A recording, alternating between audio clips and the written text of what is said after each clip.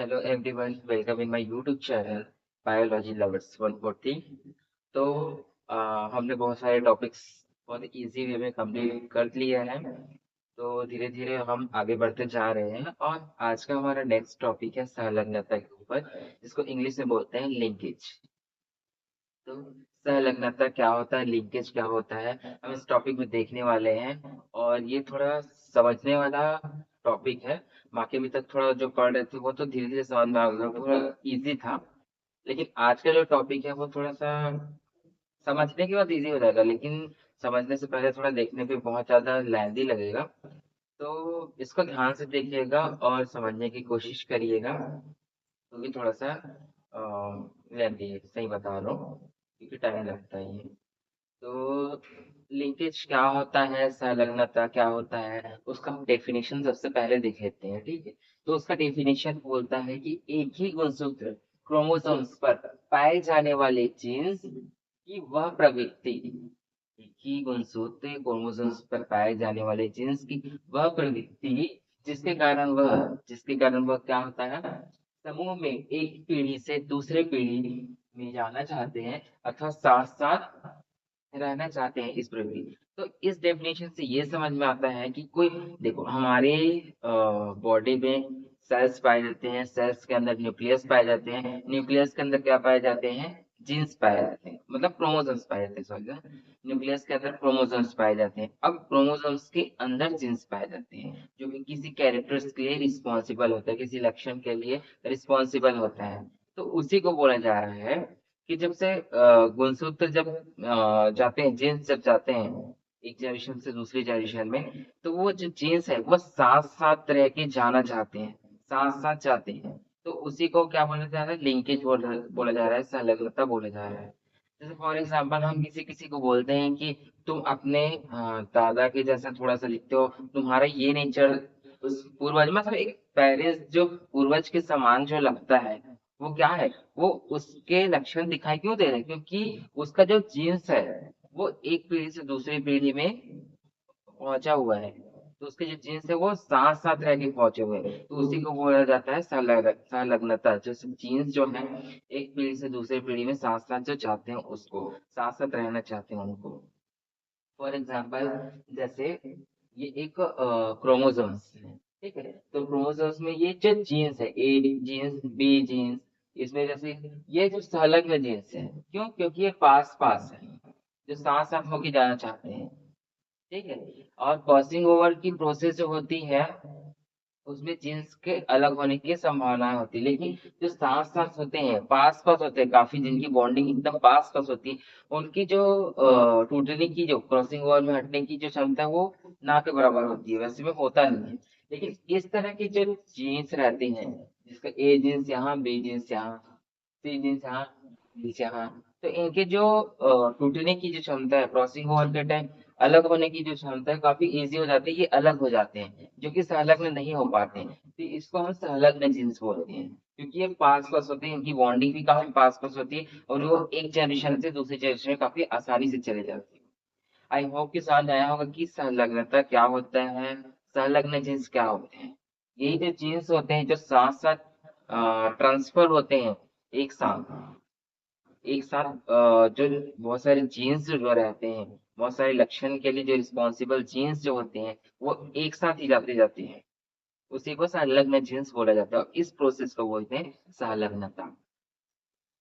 I hope समझ आया होगा। अब इसके टाइप्स देख लेते हैं कि संलग्नता के कितने टाइप्स होते हैं। तो संलग्नता दो टाइप्स के होते हैं मेनली। तो पहला होता है पूर्ण संलग्नता, जिसको बोलते हैं कंप्लीट लिंकेज। दूसरा होता है अपूर्ण संलग्नता, जिसको बोलते हैं इनकम्प्लीट लिंकेज, ठीक है। अब ये नाम से ही समझ में आ जाएगा कि कंप्लीट इनकम्प्लीट क्यों बोला जाए, ठीक है। तो पूर्ण संलग्नता पहले देख लेते हैं, कंप्लीट लिंकेज क्या होता है। ये भी काफी इजी है, जिनको लिंकेज का डेफिनेशन समझ में आ जाएगा उनको इनकम्प्लीट और कंप्लीट दोनों समझ में आ जाएगा, ठीक है। तो जो कंप्लीट लिंकेज है उसका वो क्या बोला जा रहा है, इसको पहले पढ़ लेते हैं। इसमें दो या अधिक लक्षणों की जो जीन्स की वंशागति है साथ साथ होती है, तथा इनके जीन्स दो या अधिक पीढ़ियों तक साथ साथ रहते हैं। ये सिर्फ लिंकेज की डेफिनेशन जैसा ही है। इसमें भी क्या बोला जा रहा है इसमें दो या अधिक लक्षणों की जो जीन्स रहते हैं, ठीक है, दो या अधिक लक्षणों के जीन्स जो रहते हैं वो साथ साथ दो या अधिक पीढ़ियों तक क्या होते हैं, साथ साथ जाते हैं। वही बोला ना मैं, कि जैसे बोला जा रहा है कि तुम्हारा ये जो कैरेक्टर है वो तुम्हारे उस पूर्वज के समान है। क्यों? क्योंकि उसकी जो पीढ़ी दर पीढ़ी आई हुई है, तो इससे वही बोला जा रहा है कि उनके जो लक्षण वाले जो जीन्स रहते हैं, दो या अधिक लक्षणों वाले जो जीन्स हैं, वो क्या करते हैं, दो या अधिक पीढ़ियों तक क्या रहती है, साथ साथ ट्रांसफर होती रहती है, जिनके कारण जो लक्षण है वो उनके सेम पूर्वजों के समान दिखाई देती है। लेकिन इस टाइप्स के जो प्रोसेस है वो काफी कम होते हैं, अधिकतर नहीं होते हैं। क्यों? क्योंकि इस टाइप्स के जो प्रोसेस है उसमें क्रॉसिंग ओवर नहीं पाया जाता है। दूसरी लाइन्स वही बोल रही है, ऐसी संलग्नता बहुत कम होती है क्योंकि इस टाइप्स के जो संलग्नता है उसमें क्रॉसिंग ओवर नहीं होती। इसी कारण क्रोमोसोम्स के जो जीन्स रहते हैं वो अलग नहीं होते हैं। वही बताया था ना, यहाँ पे क्रॉसिंग ओवर होने की जो संभावना है वो काफी कम हो जाती है। इस संलग्नता वाले जो जीन्स है, जो साथ साथ जीन ट्रांसफर होते हैं, उसमें क्रॉसिंग ओवर नहीं होता है। ठीक है, लेकिन इस टाइप्स के क्रॉसिंग ओवर होते हैं जिनके कारण वो अलग हो जाते हैं। ठीक है, तो जो पूर्ण संलग्नता रहती है उसमें क्रॉसिंग ओवर नहीं होते हैं। और उसमें जो जीन्स रहते हैं, जो दो से अधिक लक्षणों की जो रिस्पॉन्सिबल जीन रहते हैं, वो दो या अधिक पीढ़ियों तक साथ साथ ट्रांसफर होते हैं। ठीक है, और इस प्रोसेस को सबसे पहले सटन नाम के जो साइंटिस्ट थे उसने किस पे देखा, ड्रोसोफिला में। ड्रोसोफिला में उसने ये देखा करके। ठीक है, इस तरह की जो संलग्नता वाली जो प्रोसेस है उनको करके देखा, ड्रोसोफिला जो मक्खी होती है उनमें। ठीक है, अब वो ड्रोसोफिला मक्खी पे क्यों किया, क्योंकि जो मक्खी की लाइफ साइकिल रहती है वो काफी कम रहती है, तो उनको लगा कि एक जनरेशन से दूसरे जनरेशन में देखने के लिए जो रिसर्च कर रहे थे तो इसका रिजल्ट पाने के लिए काफी जल्दी होगा, तो उसमें करके देखते हैं करके। तो किस टाइप से हुआ होगा हम इस डायग्राम्स के थ्रू देखते हैं। सबसे पहले क्या लिया गया था, ग्रे कलर की मक्खी और वेस्टिजियल विंग, वेस्टिजियल मतलब अल्प विकसित वाली। ठीक है, दूसरी ओर क्या थी, ब्लैक कलर की मक्खी और लॉन्ग विंग्स वाली। ठीक है, मतलब ये अल्प विकसित वाली थी, वो लंबी पंख वाली थी। इसकी पंख अच्छे से विकसित नहीं हुए थे, छोटे छोटे टाइप की थे। लेकिन ये ग्रे कलर की थी और वो ब्लैक कलर की थी। ठीक है, ये मेल थे, वो फीमेल थी। ठीक है, उनका जब क्रॉसिंग हुआ, जब क्रॉसिंग मतलब जब संकरण हुआ उनका, जब दोनों का लिंकेज हुआ, तब क्या हुआ, F1 जनरेशन में हमको मिले ग्रे और लॉन्ग विंग्स वाले, और वो मेल थे। हमको F1 जनरेशन इस टाइप से मिली क्योंकि ये प्रभावी थे, तो इस टाइप के हमको दिखाई दिए। ठीक है, ग्रे कलर की और लॉन्ग विंग्स वाली और मेल। ठीक है, उनका फिर से क्रॉस करवाया गया, तो किससे करवाया गया, ब्लैक कलर के वेस्टिजियल विंग वाले। ठीक है, छोटे पंख वाले अविकसित वाले पंख वाले फीमेल के साथ कराया गया, मेल और फीमेल के साथ कराया गया। तो हम किस टाइप्स के देखने मिले, फिर से ग्रे वेस्टिजियल विंग वाले और ब्लैक लॉन्ग विंग वाले, सेम अपने ही पूर्वज के समान। ठीक है, सिर्फ अपने ही पूर्वज के समान दिखाई दिए F2 जनरेशन। तो ये पीढ़ी दर पीढ़ी क्या हुए, अपने ही पूर्वज के समान दिखाई देने लगे। क्यों? क्योंकि इनके जीन्स जो है वो साथ साथ होके चलने लगे, जो जीन्स है वो इतनी बॉन्डिंग में होने लगे, पास पास जाने लगे उनके लक्षण वाले। क्या लक्षण को दिखाई दे रहा है, कलर के लक्षण, उनके रंगों के लक्षण, उसके लंबाई के लक्षण को दिखाई दे रहा है। उनके पंख लंबे थे कि छोटे थे, अल्पविक से थे, इनको दिखाई दे रहा है। तो जीन्स किसके लिए रिस्पॉन्सिबल रहता है, कोई भी लक्षण या फिर कैरेक्टर्स के लिए। आई होप कि ये जो पूर्ण संलग्नता है वो भी समझ में आ गया होगा इसमें, कि कैसे वो पीढ़ी दर पीढ़ी उनके लक्षण जो है वो दिखाई दे रहे थे, उनके कैरेक्टर जो दिखाई दे रहे थे, किसके कारण, जीन्स के कारण। ठीक, जो जीन है वही इनके कैरेक्टर्स को शो कर रहे हैं, क्योंकि वो जो जीन्स है वो साथ साथ जा रहे हैं। जैसे कि क्रॉसिंग ओवर की प्रोसेस कहीं भी नहीं हुई, क्योंकि वो अलग ही हुई, क्रॉसिंग ओवर होती तब वो अलग होती ना, क्रॉसिंग ओवर ही नहीं हुई इसलिए वो अलग नहीं हो पाए जीन्स, इसलिए वो फिर से अपने पूर्वज के लक्षण शो करने लगे। ठीक है, फिर इनकम्प्लीट जो लिंकेज है वो आगे देखते हैं। हाँ, तो हम आगे देखने वाले थे इनकम्प्लीट लिंकेज। ठीक है, अपूर्ण संलग्नता को देखने वाले थे कि कैसे होता है, किस टाइप्स के होते हैं इसमें।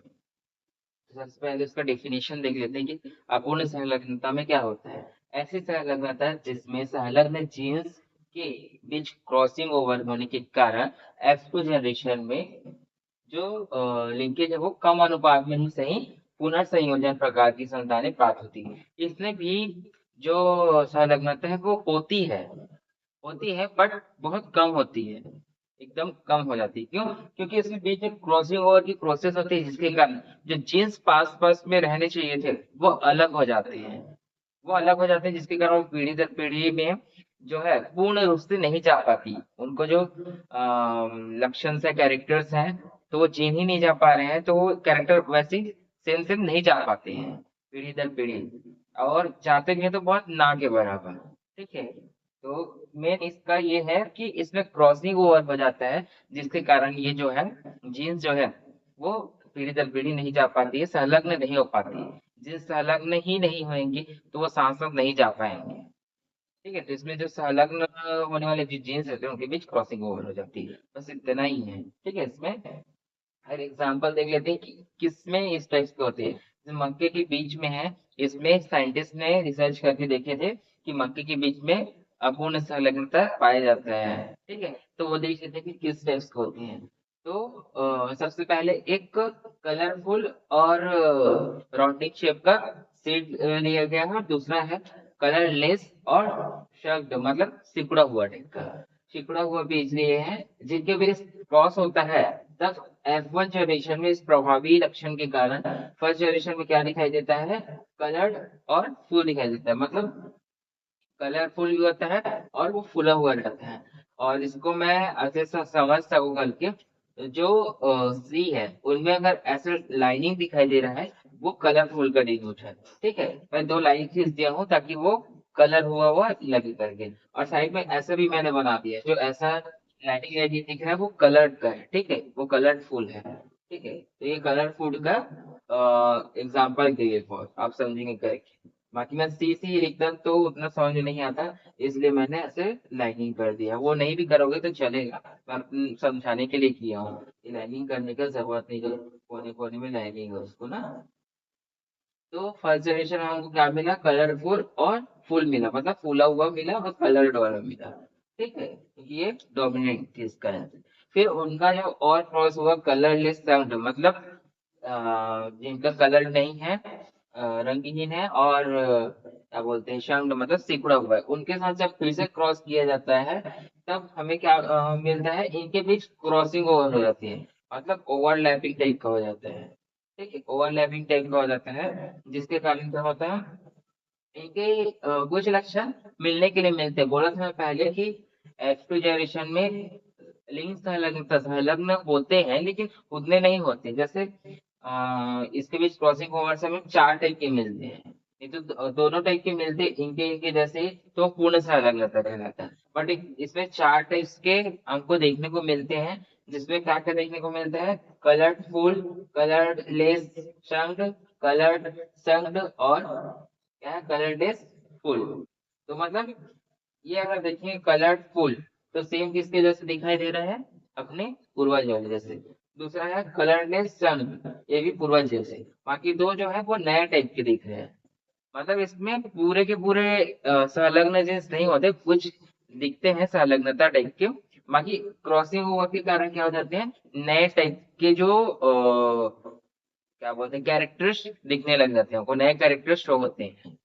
ठीक है, तो मैं किसी का क्रॉसिंग ओवर, यहाँ पे क्रॉसिंग ओवर नहीं होता तो सेम टू सेम वैसे ही दिखाई देता है। अब ये ओवरलैपिंग हुआ इस कारण देखो, इसमें एक जगह कलर्ड वाला था, बाकी तीनों में कलर्ड नहीं थे, लेकिन क्यों दो में कलर्ड आ गया, ये माइंड में आया ना क्वेश्चन की, उसी के कारण हुआ। जब दो जीन्स एक कलर्ड वाला और बिना कलर्ड वाले के साथ ओवरलैपिंग हुआ होगा तो उनका जो जीन का है विनिमय हुआ होगा, तब क्या हुआ होगा, इनका कलर और जो क्रॉसिंग हुआ है उनके में हाफ हाफ चलेंगे, जिसके कारण ये दोनों में भी कलर हमको दिखाई दे रहा है। ठीक है, ये कंफ्यूजन रहता है बहुत लोगों के में। तो आई होप ये भी समझ में आया होगा कि किस तरह से है, मतलब ये भी संलग्नता दिखा रहा है, अपने पूर्वज के समान जो कैरेक्टर्स है उनका जीन्स आया हुआ है, बट क्यों ना के बराबर ही आया है, क्योंकि क्रॉसिंग ओवर हो गया बीच में। ये क्रॉसिंग ओवर ये किसको डिनोट कर रहा है, अपूर्ण संलग्नता को। ठीक है। आई होप कि आपको पूर्ण संलग्नता अपूर्ण संलग्नता दोनों बहुत अच्छे से समझ में आया होगा। मैंने कोशिश किया कि आप पूरा अच्छे से समझ सके पूरे बनाने के लिए, और इजी वे में समझाने का पूरा कोशिश किया है। बाकी इतना हार्ड नहीं है ये, एक बार ये वीडियो देखेंगे तो आपको हमेशा याद रहेगा। Thank you for watching.